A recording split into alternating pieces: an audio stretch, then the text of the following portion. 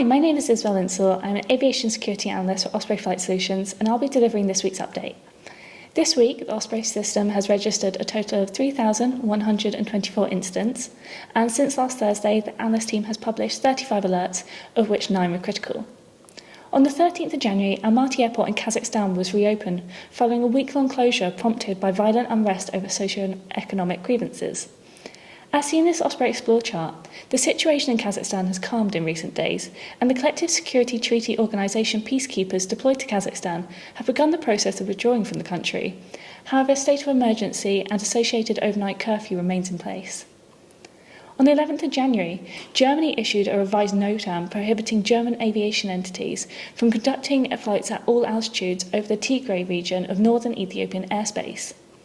We highlighted last month that the Tigrayan People's Liberation Front have withdrawn its forces from Amhara and Afar regions back to the Tigray region amid a government offensive.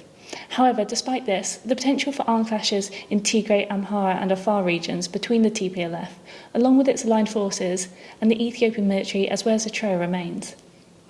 Also, on the 10th of January, North Korea launched a suspected ballistic missile into Sea of Japan, which marked the second missile launch in the space of a week, following an earlier launch on the 4th of January.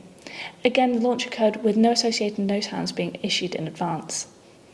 We also published a situational update on the Russia-Ukraine tensions and the impact on the airspace operating environment in the region. A link to that will be in this post. China continues to uphold its zero-COVID policy and has imposed further localised lockdowns in response to a rise in locally transmitted COVID-19 cases, which comes only weeks before Beijing is set to host the 2022 Winter Olympics next month. However, this policy continues to impact the country's aviation industry. This past week, China has suspended 6 services from the US in the coming weeks, following positive cases on recent flights.